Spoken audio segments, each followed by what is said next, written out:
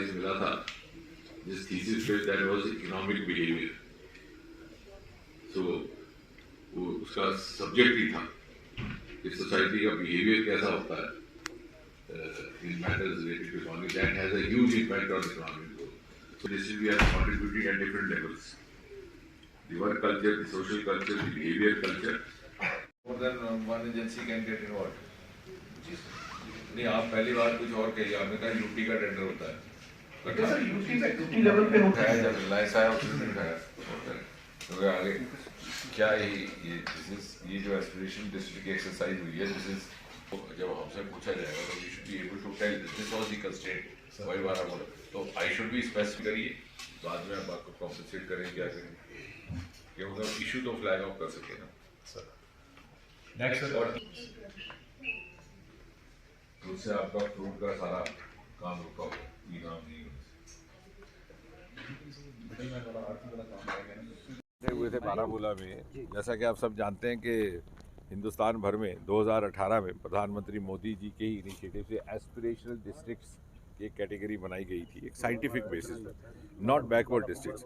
अलग अलग parameters, health का पैरामीटर, एजुकेशन का पैरामीटर, सैनिटेशन का, कौन सा ज़िला कहाँ खड़ा है, स्टेट का या यूटी का जो बेहतरीन ज़िला उसके मुकाबले में, और जो मुल्क का सबसे बेहतर, उसका हमने अब एक अप्रेजल शुरू किया है। मैं बधाई देना चाहता हूँ यहाँ के डीसी साहब को, यहाँ की ज़िला एडमिनिस्ट्रेशन को, कि कुछ एक पैरामीटर्स में उन्होंने बहुत बेहतरीन परफॉर्मेंस किया है, जैसे इम्यूनाइजेशन का है, मैटरनल हेल्थ का है, ओडीएफ हो गया ये ज़िला पूरी तरह से। और चूँकि ये एप्पल डोमिनेटेड डिस्ट्रिक्ट है तो एप्पल की प्रोड्यूस में भी इन्होंने इजाफा किया है, लेकिन उसको पूरा पोटेंशियल कैसे मिले उसको मार्केट में, उसके लिए हम कुछ एक बातों पर अभी मशवरा किया गया कि कुछ और टेक्नोलॉजी का इस्तेमाल करके इनाम के थ्रू उसकी मार्केटिंग बढ़ाई जा सके। उस बातों का जायज़ा हम ले रहे थे पिछले 1 घंटे से यहाँ पे। ऐसा डॉक्टर साहब देरी में क्यों धकेल दिया है यहाँ के लोगों को?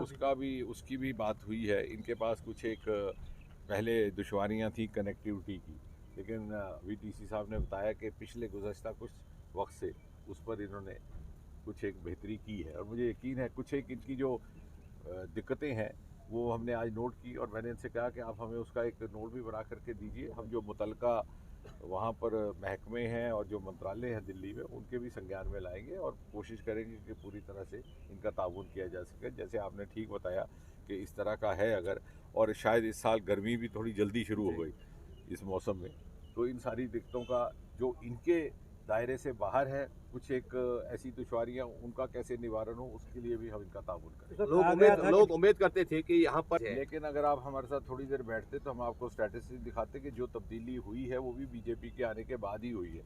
और जो 7 साल के जो आंकड़े हैं, स्टैटिस्टिक्स हैं, उनको उनकी आप तुलना करिए, उनका मुकाबला करिए पिछले 70 साल से, तो आपको खुद ही समझ आ जाएगा कि कितनी सड़कें तब थी और कितनी अब हैं, और ज़मीन आसमान का फर्क। बेरोजगारी एक बहुत बड़ी बेरोजगारी परेशानी सारे हिंदुस्तान में है, यहाँ भी है, बिल्कुल आप ठीक कहते हैं। लेकिन कोई भी हुकूमत, कोई भी सरकार हो दुनिया भर में, हर नौजवान को सरकारी तनख्वाह याफ्ता नौकरी नहीं दे सकती। लेकिन हाँ, एक जिम्मेवार सरकार जैसे मोदी जी की सरकार है, वो ये कोशिश ज़रूर करती है कि ऐसे आयाम पैदा किए जा सके जिससे रोज़गार खुद वो अपना नौजवान कमा सके। उसी को लेकर के जो अरोमा मिशन है, मैं चाहूँगा आप इसको प्रोजेक्ट करें। बदकिस्मती से इतना हल्ला हुल्ला आपने किया, लेकिन आपने वो बात नहीं कही कि पर